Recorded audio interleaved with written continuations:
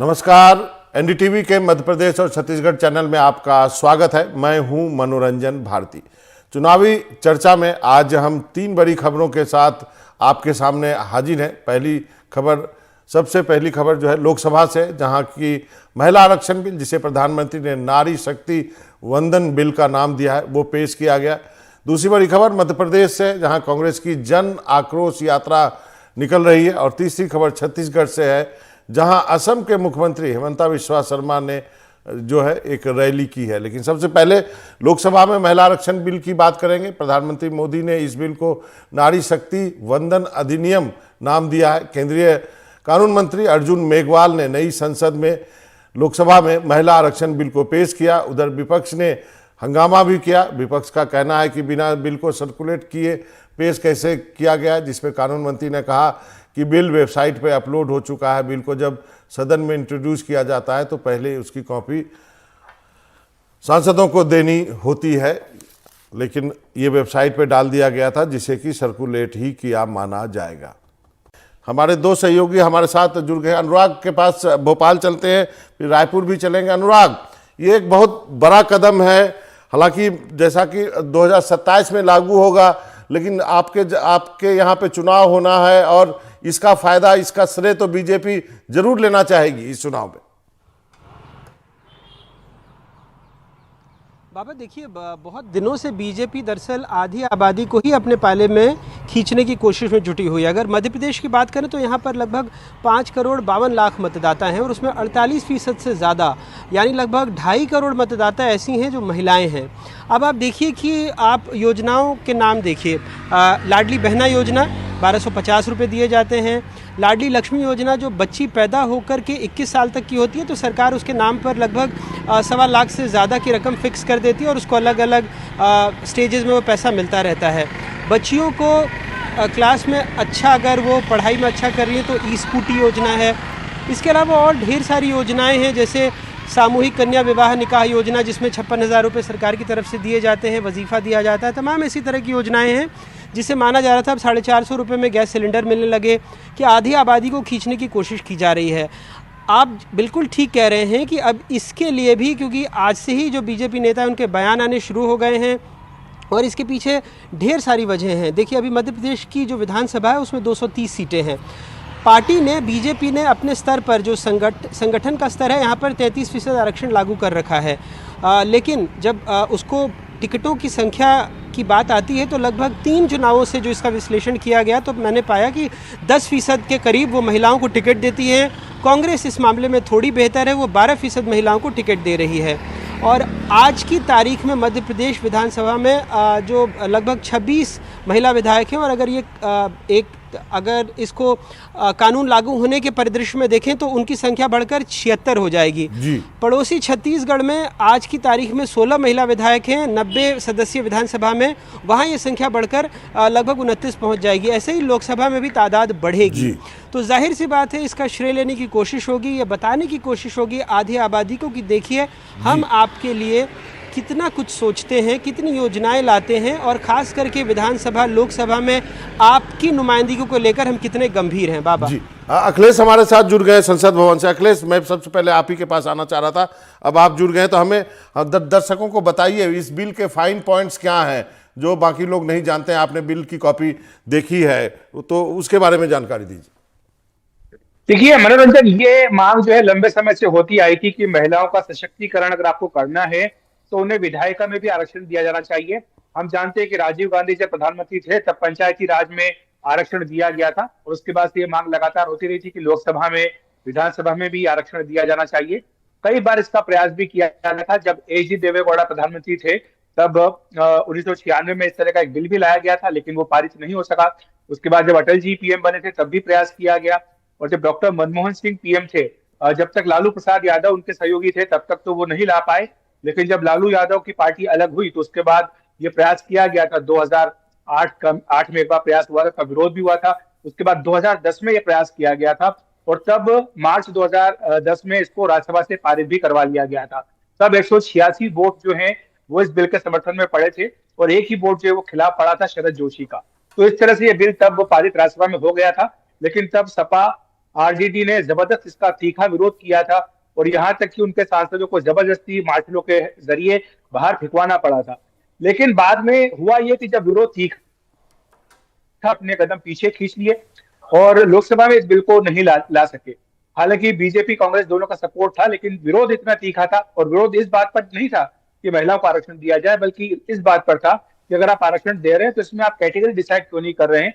इस आरक्षण के भीतर आप ओबीसी महिलाओं को, अल्पसंख्यक महिलाओं को, अनुसूचित जाति जनजाति की महिलाओं को आरक्षण क्यों नहीं दे रहे। तो ये मुद्दा तब से चलता आ रहा है। 13 साल बाद आज इस पर एक बड़ी पहल हुई है, जब पीएम मोदी ने कहा कि उनकी सरकार का संकल्प है कि महिलाओं को 33%, 1/3 आरक्षण दिया जाए, और इसलिए सरकार ने आज यहाँ बिल भी रख दिया है। कल शाम को कैबिनेट की मीटिंग हुई थी जिसमें पीएम मोदी ने अध्यक्षता की थी और उसको मंजूरी दी गई थी। आज जो अभी अब से कुछ देर पहले बीएससी की मीटिंग हुई है, बिजनेस एडवाइजरी कमेटी की, उसमें तय किया गया कि कल सुबह से लेकर शाम 6 बजे तक लोकसभा में इस पर चर्चा हो और कल ही सरकार इसको पारित कराने का प्रयास करेगी। उसके बाद इस बिल को राज्यसभा में भेजा जाएगा। इसमें प्रावधान ये है, मोटे तौर पर जो 2010 का बिल था उससे मिलते जुलते प्रावधान है, लेकिन आप जानते हैं कि तब से अब के बीच में तब 545 सीटें लोकसभा में होती थी, जिनमें 2 सीटें एंग्लो इंडियन के लिए होती थी नॉमिनेटेड के लिए।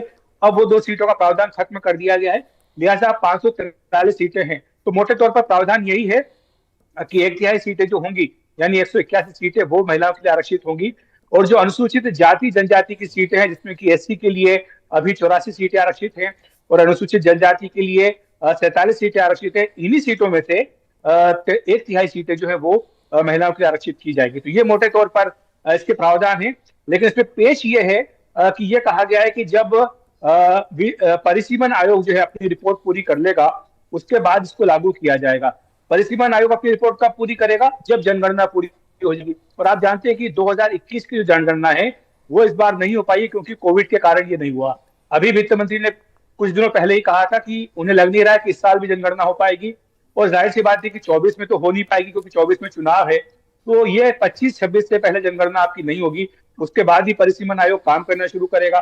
तो इस लिहाज से आप ये मोटे तौर पर समझ लीजिए कि ये जो अगर कानून बनता भी है तो उसको लागू होने में अभी कुछ वक्त लगेगा, बल्कि कुछ साल लगेगा। एक और जाते जाते बता दीजिए, ये बिल पास होने की प्रक्रिया क्या है? संविधान संशोधन विधेयक है। बिल्कुल, इसमें साफ तौर पर चूंकि संविधान संशोधन है, तब जब 2010 में आया था तब ये 108वां संविधान संशोधन था, और तब से अब तक जहाँ की जो यमुना नदी है उसमें काफी पानी बह चुका है। तो अभी 128वां संविधान संशोधन है, यानी बीच में 20 बार संविधान में संशोधन हो चुका है। और जब भी संविधान में संशोधन करना होता है तो इसके लिए आपको हर सदन में जो प्रेजेंट होते हैं उनके 2/3 की इसका समर्थन आपको चाहिए होता है। तो 2/3 की संख्या चाहिए होती है। जब तक बीजेपी कांग्रेस साथ न आए तब तक जाहिर सी बात है कि संविधान संशोधन नहीं हो सकता है, और इसीलिए इस बिल पर इन दोनों ही दलों की सहमति होनी जरूरी है। तो 2/3 से लोकसभा में, 2/3 से राज्यसभा में पारित होगा, फिर ये राष्ट्रपति के पास जाएगा दस्तखत होने के लिए, और उसके बाद जहां तक मुझे लग रहा है कि जो 50% विधानसभा है उनकी भी सहमति की आवश्यकता इसमें होगी, क्योंकि ये राज्यों का भी मामला है, विधानसभा का भी मामला है। हालांकि इस पर अभी थोड़ी सी एक जो स्पष्टता है वो जरूरी है, वो लेना हम विशेषज्ञों से बात करके लेंगे। लेकिन लग रहा है कि 50% विधानसभा की मंजूरी भी इसके लिए चाहिए होगी, जैसे कि एनजेएसी के लिए चाहिए थी। तो वैसे ही उसके बाद फिर ये कानून बन पाए। जी जी, अखिलेश, आपका बहुत बहुत शुक्रिया, आपने वक्त निकाला आप इस तमाम जानकारी के लिए। आगे बढ़ते हैं। हमारे साथ जो है अनुराग भी बने हुए हैं, हमारे साथ जुल्फी भी बने हुए हैं, हम उनके पास चलते हैं। जुल्फी, आप, यदि आपसे यहाँ पर बात करना चाहूँगा, जो सवाल मैंने अनुराग से किया था कि छत्तीसगढ़ में बीजेपी जो है पावर में नहीं है, वहाँ पर महिला आरक्षण बिल क्या एक इशू हो सकता है कि केंद्र की सरकार ने ये बिल जो लाई है महिला सशक्तिकरण के लिए? जुल्फी। बिल्कुल, छत्तीसगढ़ में बाबा ये इशू हो सकता है और भारतीय जनता पार्टी इसका श्रेय लेने की पूरी कोशिश करेगी कि छत्तीसगढ़ में अगर 33% आरक्षण लागू हो जाता है तो छत्तीसगढ़ में महिलाओं की स्थिति जो है वो पूरी तरीके से बदल जाएगी। और खासकर अगर बात की जाए विधानसभा की, तो विधानसभा में 33% आरक्षण लागू होने के बाद 30 महिला विधायक चुनकर विधानसभा में जाएंगे। लेकिन अभी इसके लिए लंबा इंतजार करना होगा। लेकिन जो बिल पेश हुआ है, उस बिल के पेश होने के बाद छत्तीसगढ़ की सियासत में इसमें चर्चाएं जरूर होने लगी हैं। और छत्तीसगढ़ में अगर वोटर परसेंटेज की अगर बात की जाए तो महिलाओं का वोट परसेंट पुरुष की वोट परसेंट से ज्यादा है। महिलाओं का जो वोटर संख्या है वो 9.85 मिलियन है, वहीं अगर पुरुषों की बात की जाए तो 9.82 मिलियन। तो इसमें बहुत माइनर डिफरेंस है, लेकिन महिलाओं की आबादी छत्तीसगढ़ में ज्यादा है और उस लिहाज से अगर देखें मतदाता ज्यादा हैं, तो ऐसे में छत्तीसगढ़ में महिलाओं को प्रतिनिधित्व मिलता है। तो छत्तीसगढ़ की विधानसभा के साथ साथ अलग अलग सेक्टर में उसकी तस्वीर बदलती हुई नजर आएगी। विधानसभा में आरक्षण पास होने के बाद दूसरे जितने भी सेक्टर हैं वहां पे भी मांग उठेगी। अब भारतीय जनता पार्टी की केंद्र सरकार की तरफ से इस बिल को पेश किया गया है, तो जी। निश्चित तौर से आने वाले समय में जो छत्तीसगढ़ में चुनाव होने हैं उसको लेकर भारतीय जनता पार्टी ये संदेश देने की कोशिश करेगी कि देश में, जैसा कि भाजपा बोलती रही कि 70 साल तक कांग्रेस की सरकार रही है, उसके बाद भी महिलाओं को जितना प्रतिनिधित्व मिलना चाहिए वो नहीं मिला है, और जी। मोदी जी ने 9 साल में वो करके दिखाया है। तो श्रेय लेने की राजनीति है और उसका कहीं ना कहीं फायदा लेने की भारतीय जनता पार्टी कोशिश करेगी। जी, तो अनुराग उस के लिहाज पास से देखें तो छत्तीस जी, अनुराग आपके पास आपसे मेरा एक सवाल है कि हम और आप जो है रिपोर्टिंग के लिए दूर दराज गांव कस्बों सब में जाते हैं, और उसके बाद एक वर्ड सीखा हमने, प्रधानपति। और जो नीचे के स्तर में जो महिला आरक्षण का अनुभव बहुत अच्छा नहीं रहा है। मैं ऐसा नहीं कहता कि हर जगह ऐसा है, लेकिन प्रधानपति भी देखे हमने, सरपंच पति भी देखे, प्रधानपति भी देखे। उस अनुभव के बारे में बताइए। और आपको लगता है कि ये अब विधायक पति और सांसद पति ना हो के एक्चुअल में महिलाओं को हक मिलेगा? बिल्कुल बाबा, अभी आपने एक बहुत ही OTT प्लेटफॉर्म पर एक सीरीज़ आई थी पंचायत, तो कमोबेश वो स्थिति आपको मध्य प्रदेश के लगभग हर गांव में मिल जाएगी। मैं अभी जो हाल में ही सीखलीगरों पर कहानी करके आया था, तो मैं जिस गांव में गया था वहां जो सरपंच थे, दरअसल वो सरपंच नहीं थे, उनकी पत्नी वहां की सरपंच है, लेकिन कुर्सी पर वही बैठते हैं, दफ्तर में वही आते हैं। और यहाँ तो कई गाड़ियों में मैंने सचिव पति भी देखा है, जो पंचायत सचिव पति है वो भी लिखा हुआ रहता है। आश्चर्य, जबकि वो एक सरकारी पद है। सरपंच पति भी जो चुनी जाती हैं, तो सरपंच पति का पोस्टर, ये कोई हवाई या कोई काल्पनिक बातें नहीं है, ये भारत में ऐसा होता है। तो ये भी सुनिश्चित करना होगा, जैसा आपने बिल्कुल ठीक कहा, कि कोई विधायक पति या कोई सांसद पति ना हो जाए, वो अपनी गाड़ी में वो रसूख लेकर ना चलने लगे कि मेरी पत्नी है और इसलिए कामकाज तो मुझे ही करना है।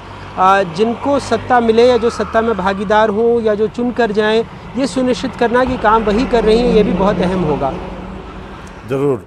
और जुल्फी के पास चलते हैं। जुल्फी, अब एक और मुद्दा है जो कि उस पर भी राजनीति पे, चूंकि राजनीतिक चर्चा है, हम बहुत देर महिला आरक्षण बिल की बात कर ली। अब ये बताइए, वहाँ पे आपके यहाँ चुनाव प्रचार कैसे चल रहा है? असम के मुख्यमंत्री भी कूद पड़े हैं। अब उनकी बहुत मांग होती है आजकल चुनाव में के समय, जैसे जिस ढंग से वो बयान देते हैं। बिल्कुल, छत्तीसगढ़ में चुनावी अब चर्चा कर रहे हैं तो चुनाव की बात कर लेते हैं। यहाँ पे भारतीय जनता पार्टी की तरफ से जो परिवर्तन यात्रा चल रही है, एक जो दंतेवाड़ा से शुरू हुई और दूसरी जो जसपुर से शुरू हुई है, तो ये दोनों परिवर्तन यात्राएं आगे बढ़ती हुई जा रही हैं।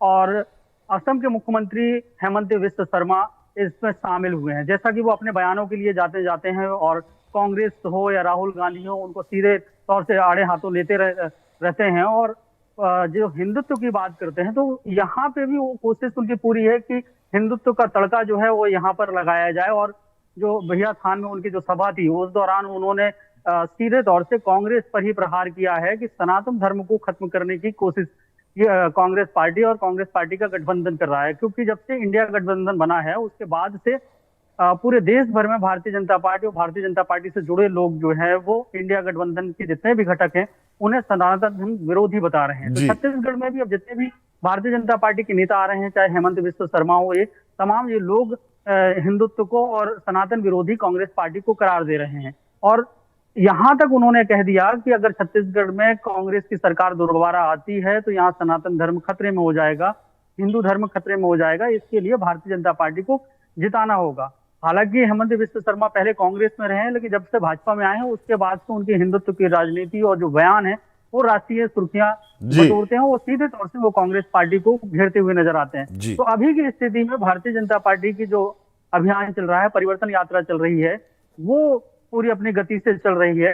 हालांकि अभी कांग्रेस मैदान में उतनी सक्रिय नजर नहीं आ रही, लेकिन अब 21 तारीख को यह कहा जा रहा है कि प्रियंका गांधी आ रही हैं और मुख्यमंत्री भूपेश बघेल का जो विधानसभा क्षेत्र है पाटन, वहां पे महिला सम्मेलन में शिरकत करेंगी। तो छत्तीसगढ़ की चुनावी हवा तेजी से चल रही है। भाजपा मैदान जी। में है, कांग्रेस से भी ताकत झोंकी हुई है और जनता कांग्रेस छत्तीसगढ़ भी थोड़ा थोड़ा सक्रिय नजर आ रही है और आम आदमी पार्टी की सक्रियता तो नजर ही आ रही है। मैं जी आपके बाबा। पास आऊंगा और आपने कहा महिला सम्मेलन होगा, मैं उस पर आऊंगा, लेकिन एक बार अनुराग के पास चलते हैं। अनुराग, अब आप हमें बता दीजिए मध्य प्रदेश की आज चुनावी सुर्खियां क्या है, कौन सा बड़ा टॉकिंग पॉइंट है आज?